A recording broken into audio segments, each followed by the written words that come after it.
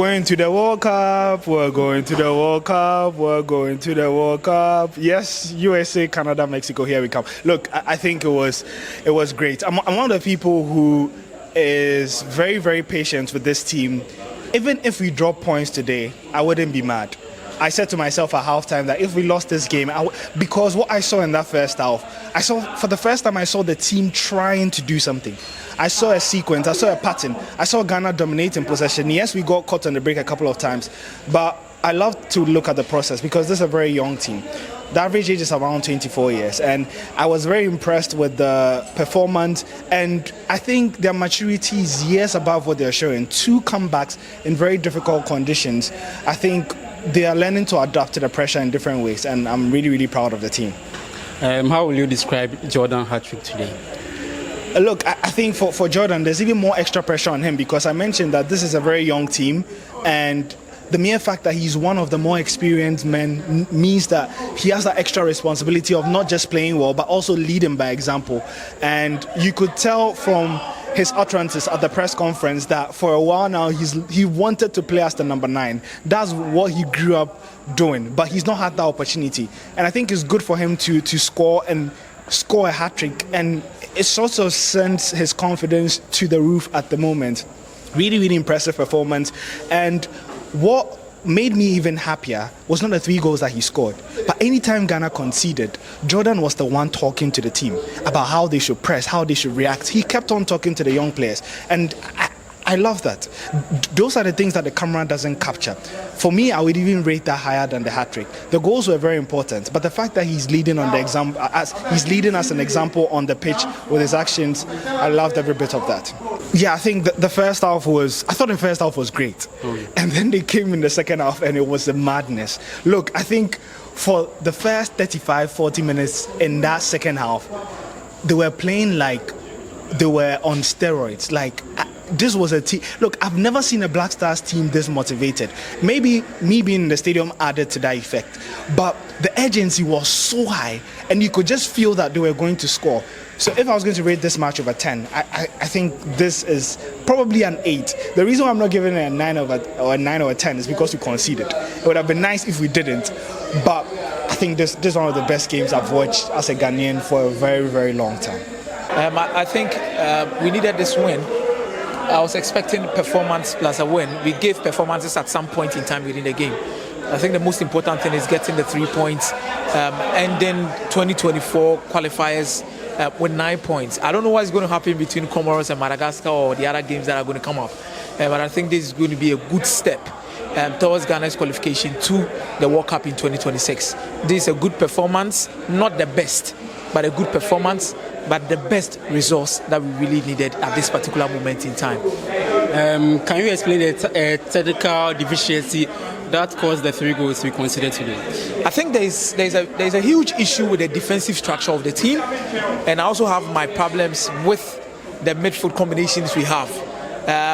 With attack, there have been a little bit of, let me say, ways where attackers find ways to create chances for us through maybe Antoine Semenyo, Jordan's hold-up play, isolating defenders in 1v1 situations like Fatai Ishaku had in the second half, Kamadin. We also had those particular situations in the first half.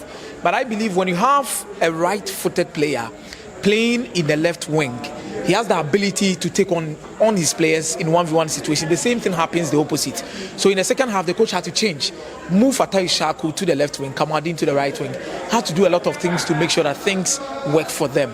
But in context, with our defensive structure, we are very poor with how flat we are. Normally, look at the number 4 and number 5, Salisu and Jiku.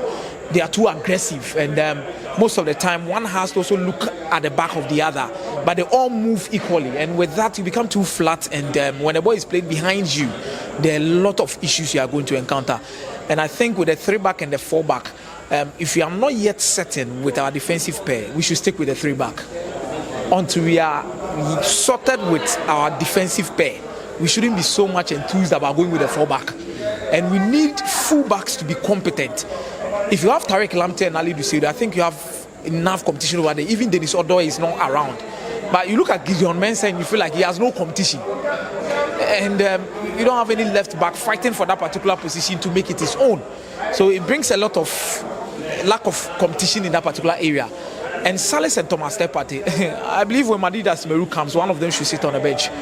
Because Salis, how he plays and how he controls the tempo of the game, I'm not so much impressed. That is to me. And there's too many square passes by Salis. There's too many square passes. We used to have different profiles in the Black Stars team. If you have Sule Muntari and you have Mike Lacey and you have Antonia Nine, 3 different profiles. You have Mike Lacey who can give 30-yard, 40-yard, 50-yard passes. Just one pass from even the defense could turn defense into attack.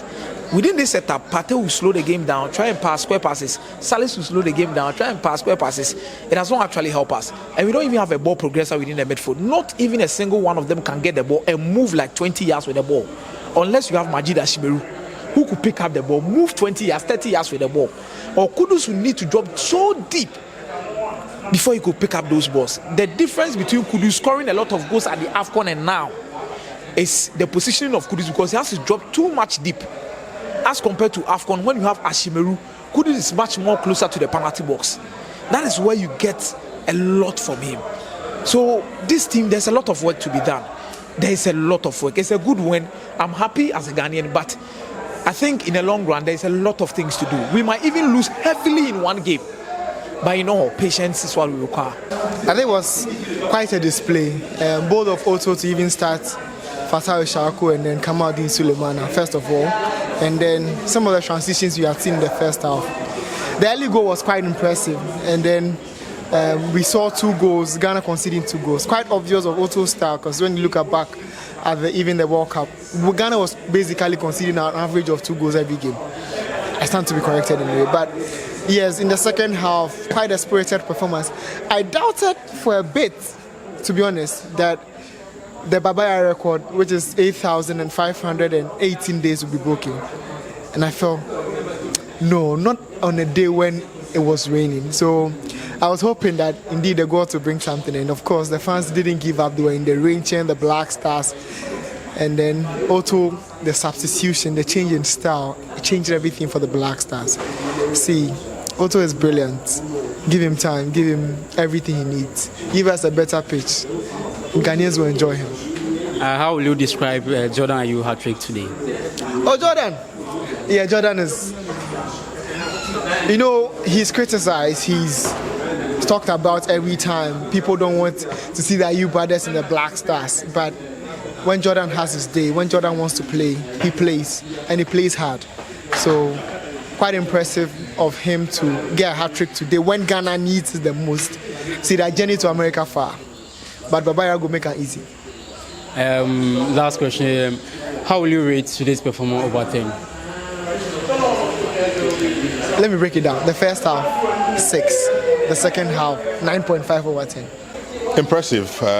Very impressive performance from the Black Stars to come back from a goal down in such a difficult game and to win by 4 goals to 3 in the way we saw it happen, for me, was super impressive. That's the best way I can describe what we saw here, in this game between Ghana and CAR. So yeah, super impressive. I mean, I've seen the Black Stars concede and go down against teams here in Kumasi, and when the stadium was quiet, I've seen a lot of Ghanaian Black Stars team struggle to get back into the game, and to see this Black Stars team manage to not only pull themselves up and equalize, but go ahead to score, in the second half. They were pegged, they were hard to consider a game, but they held on to ensure they got the 3 points. Amazing work done by the coach and the Black Stars team. Can you describe Jordan's performance today? How else can you describe what he's done? I mean, Jordan Ayew, he divides opinions, and I love what he said even at the post-match press conference, where he said that for him, he's been played out of position several times, because if you really watch him critically in the game today and the game against Mali, where he was played centrally, not on the wings like we've seen him do for Crystal Palace for some time and also for the Black Stars. This is the best way to keep Jordan Ayew in the Black Stars team, and for him to bag a hat-trick, brilliant. The last time we saw a Ghanaian player score a hat-trick in the Black Stars was in 2017. I think it was Thomas Partey that scored a hat-trick, and to see Jordan do that in Kumasi at a time where there are issues around his senior brothers, including the Black Stars team, amazing stuff. So brilliant as well from Jordan Ayew to get the hat-trick in this difficult, crucial game here in Kumasi. How will you rate our performance today?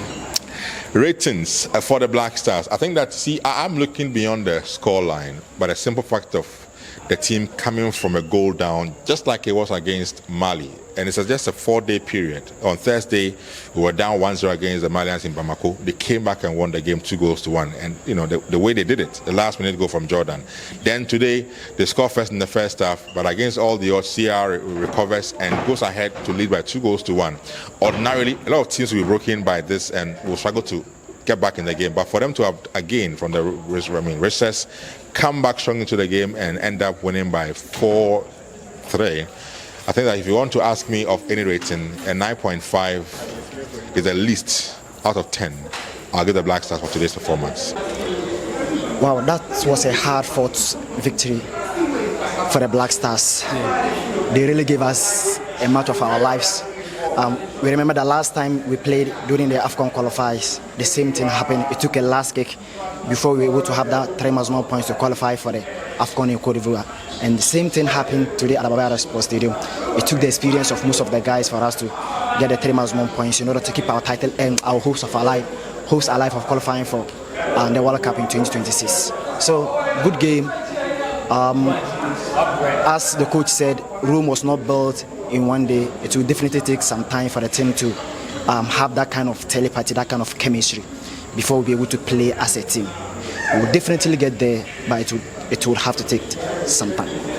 Can you explain the technical deficiency we had? That's why we considered 3 goals. Can you explain the technical deficiency in this team? I think it has to do with our central defenders, sellssi and then Jiku. I think there is that kind of misunderstanding between the two as to who should be the aggressor and who should be the calm type of defender. When you're playing 2 central defenders, both are not supposed to be very aggressive. You are supposed to have the aggressor, someone who is going to do all the dirty works, and then you have the one who is going to calm, who is going to initiate the attack from the back. And I think that is the kind of misunderstanding that we're having at the back. Jiku and then sellssi, we are yet to have the one who is going to be the aggressor, the one who is going to be the dirty work, even though Jiku has been doing some of the dirty works for us at the back. But it seems like the understanding is still not there. I think that has been the missing link in our defense. How will you rate this game over 10? Good game. I enjoy it, and I think the fans too enjoyed it. But I don't think I can say that when we should have lost, I wouldn't have said that. But we've won, and it was a good game. They give us a match of our lives, and I think 7/10. Fantastic game.